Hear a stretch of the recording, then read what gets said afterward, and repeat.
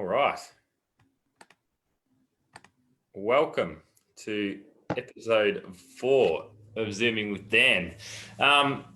Firstly, I'm sorry for the technical issues that we had last week. It's one of those things, and clearly the internet at my place in Kilsyth is not as good as my mum's out here in Croydon North. So I've moved location and we're up and running again, which is really exciting.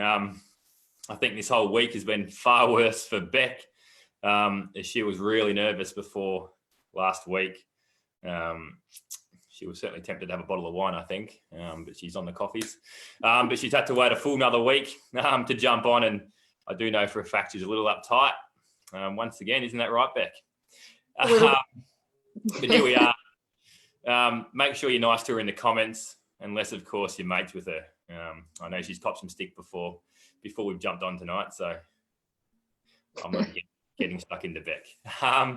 2 weeks feels like forever ago, but it was an absolute treat having Sarah Solomon and Sarah Barrett to talk about all the amazing services provided to Victorians living with MND and all about the great collaboration between MND Victoria and Calvary Healthcare Bethlehem. The last 3 episodes, we've heard from amazing professionals in the MND space and all about the services provided to those living with MND and their families and friends. This includes all the great volunteer work, back when we spoke to Deb a couple of weeks ago. Tonight, we are right in my wheelhouse. It's all about fundraising, and I'm delighted to have Beck Mason with me. Beck, as described in our promos, is a legitimate fundraising extraordinaire.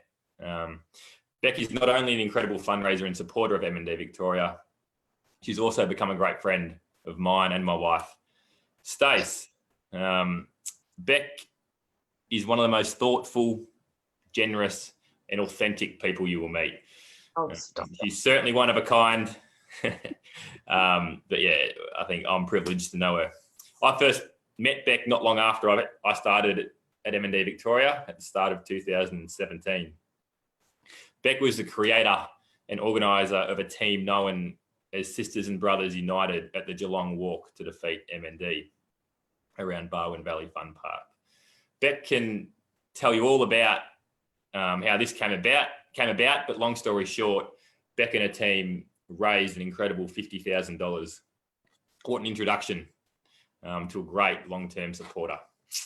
Since then, Beck, along with her amazing team around her, has raised around $130,000 for the care, support, vital assistive equipment and research, all provided by MND Victoria.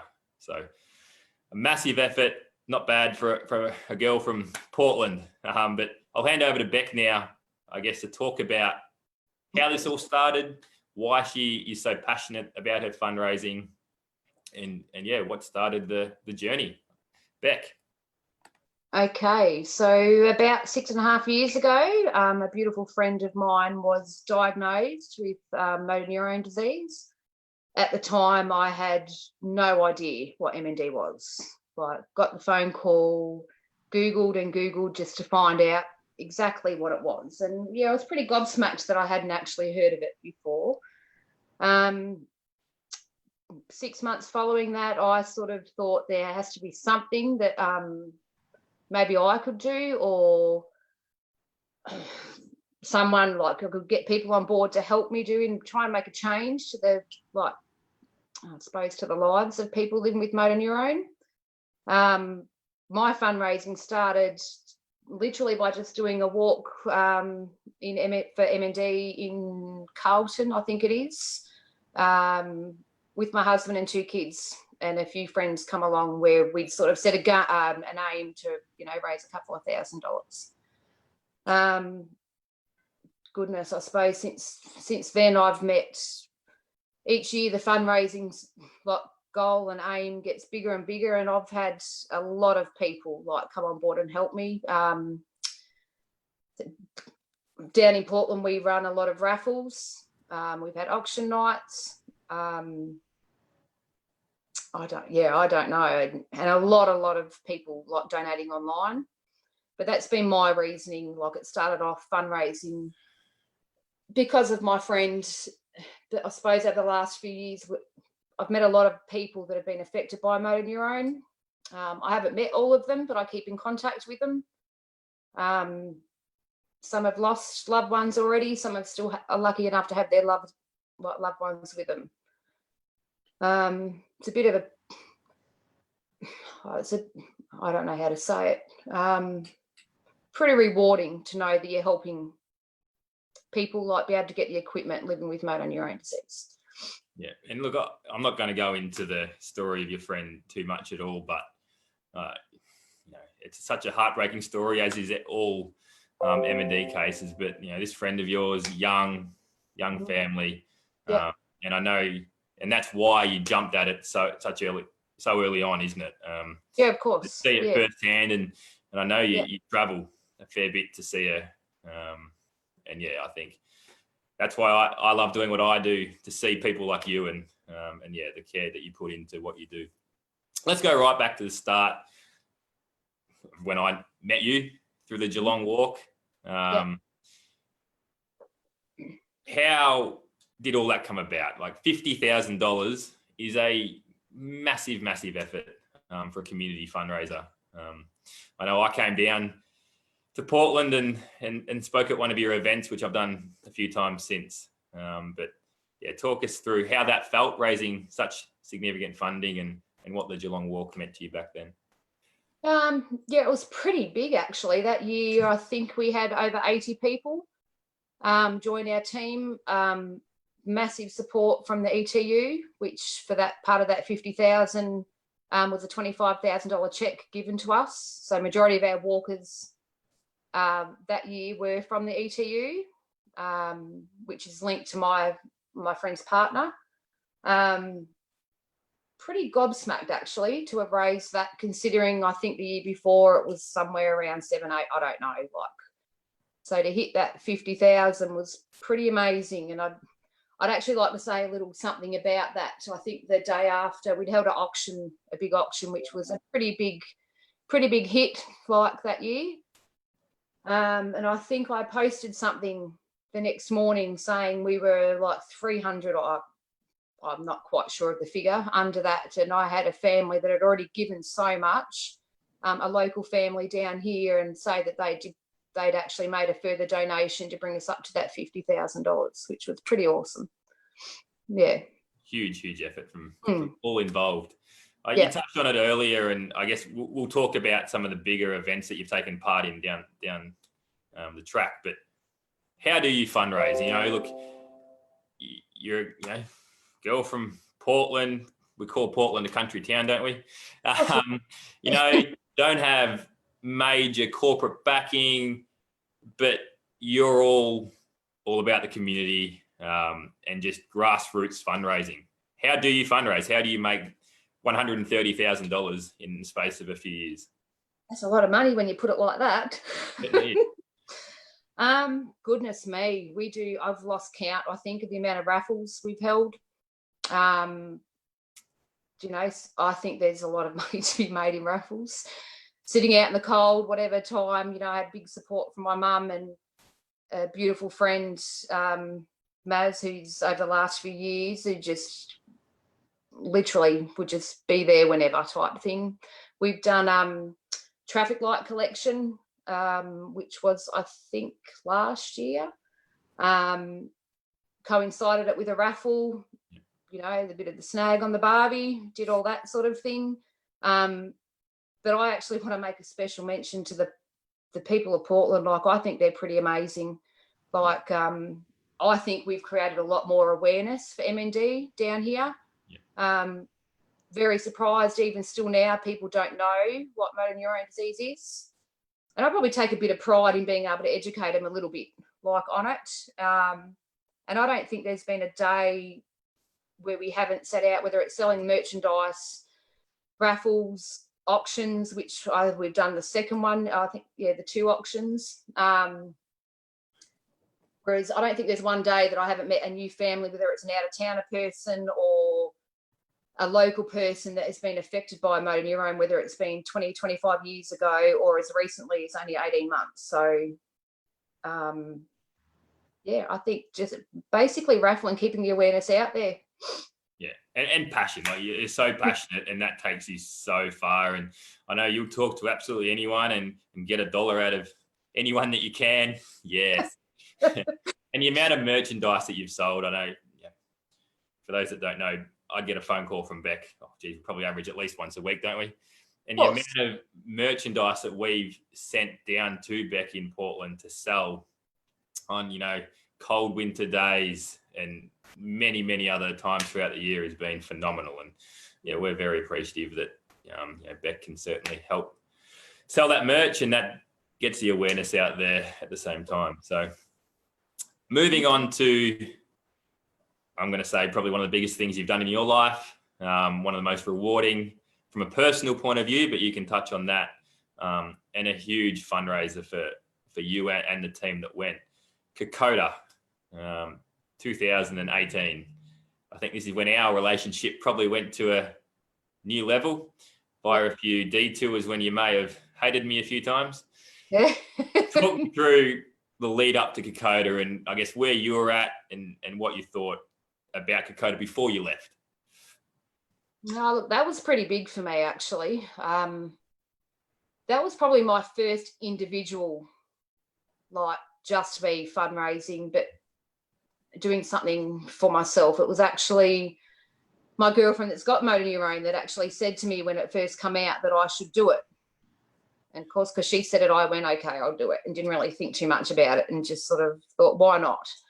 I'm not the most physical person, like, no way, but I decided to give it a crack. I did a few training hikes, one of them with you and your lovely wife, Stacey, who I actually grew to hate during some of them. Not really. Love yous now, but yeah, that was probably my most toughest ever. But I tell you what, it was probably for me personally, I think I went that first day at Kokoda thinking I was doing it for the people living with motor neurone, which I was, but I think I was personally doing it for myself as well, because I couldn't believe what I got out of it. Yeah, Kokoda is one of the toughest hikes you can do, and it's something I'm passionate about. Yeah. And I've done a few times, and we'll certainly do more in the future. But for you and the group, we took a group of 8 over there, all impacted by M&D in one way or another. And Beck got very, very sick on one of the first days, and probably the most inspirational effort I've seen from anyone on any of the major hikes I've done over the years, because Beck, geez, he couldn't really even walk. He got pushed for a whole day, literally got pushed for about 8 hours to get into camp by darkness. But you came out of that, and I think you're a changed person since. And good segue into a little plug for next year. Next year in May, hopefully, we will be going to Trek Kokoda again as part of a big national fundraising trip. So yeah, M&D Week 2021. Beck's coming again. You told me, so you're in. So look, keep an eye out for a few promos there, because we're really, really excited to head back and have another major fundraising trip on one of the most rewarding treks you can do in your life. You said it was fundraising earlier was really, really rewarding. What is your favorite parts of it? Talk us through that.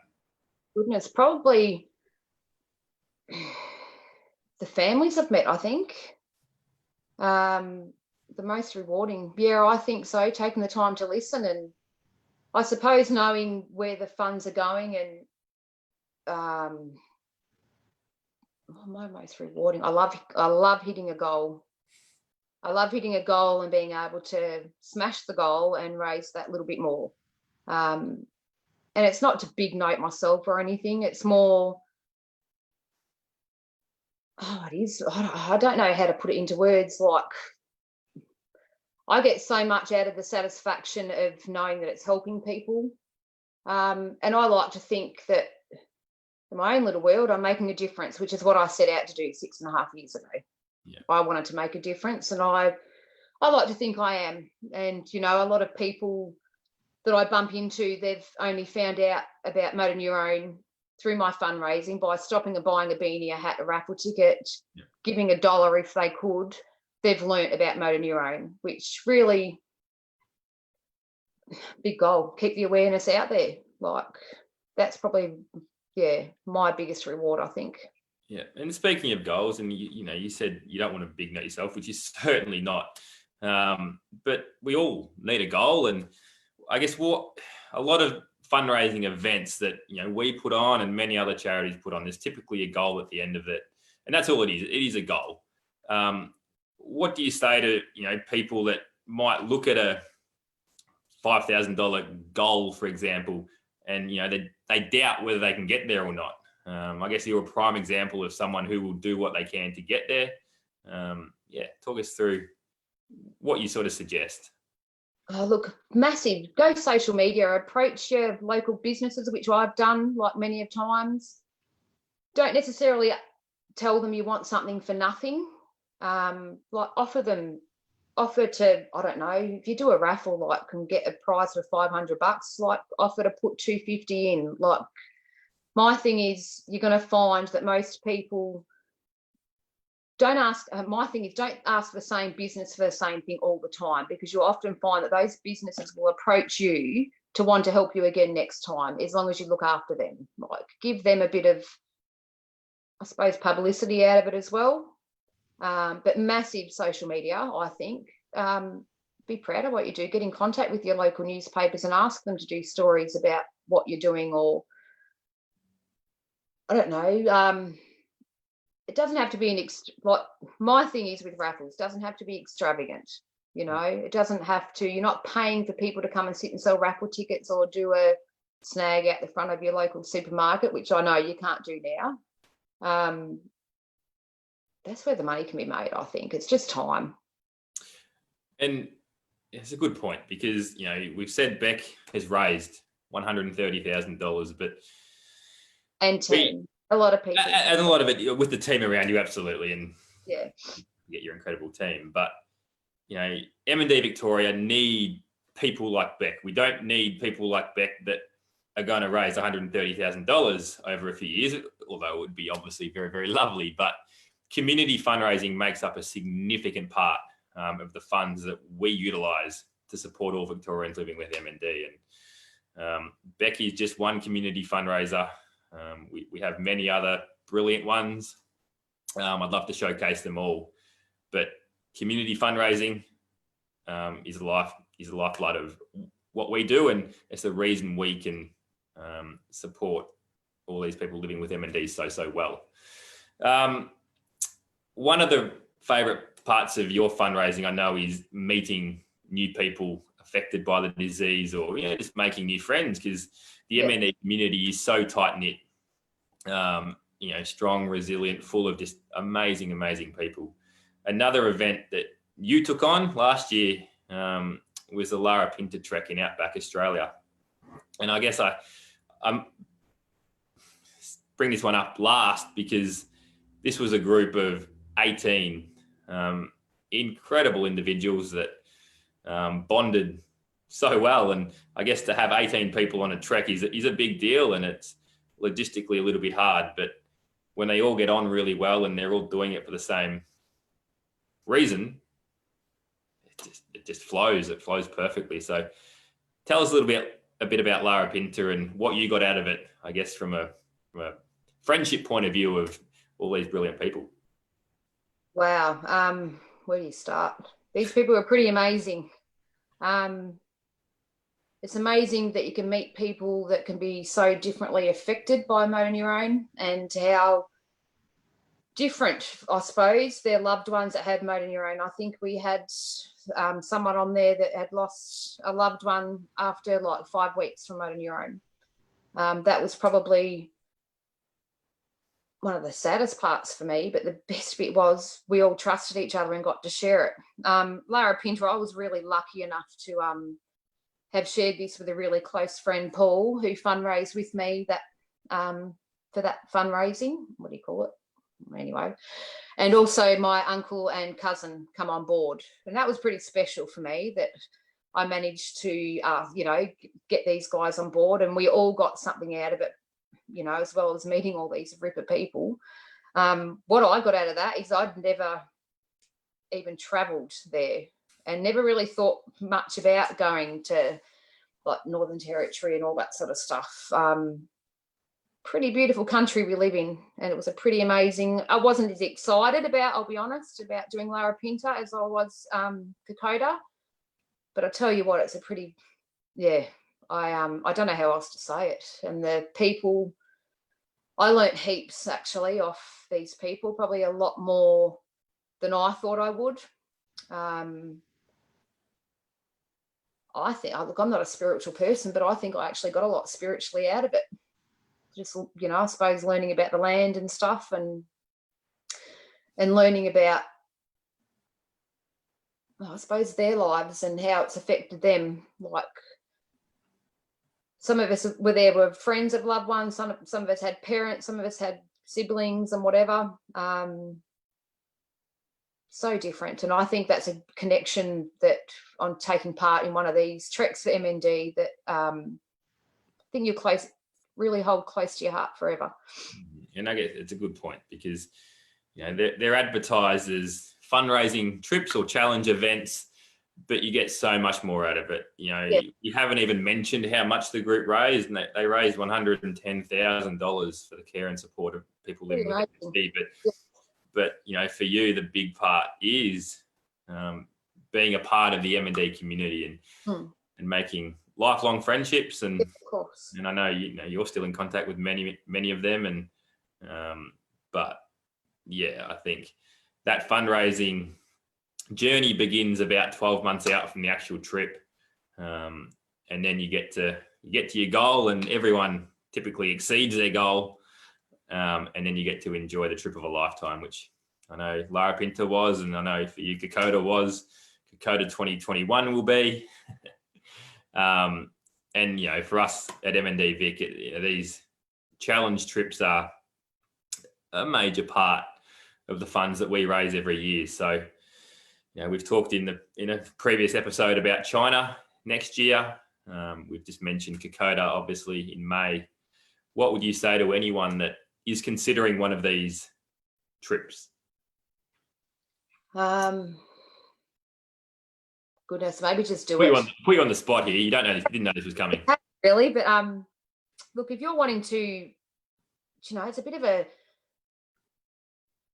how do I say it? You're not only going to be raising money, and do you know what? If you can raise a couple of $1,000 or you can raise $20,000, it really doesn't matter. Like, my suggestion is just do what you can. And do you know what? The trekking part of it, wherever it may be, China, Larapinta, Kokoda, or whatever, get what out of it for you. Like, make sure you get something out of it as well. Don't think you can't do it because you can't raise like 15, 20,000. You don't need to raise 15, 20,000. You just got to create a bit of awareness and start fundraising early enough and getting it out there, look, every dollar counts really. So don't let that put you off from not doing it by thinking you can't raise enough money. Like, do it for yourself as well. Maybe get something out of it as a human being as well as learning a bit more, which I have every trip I've done. When I think I can't, maybe I've learned, all I can about it. There's always more that you can learn about it.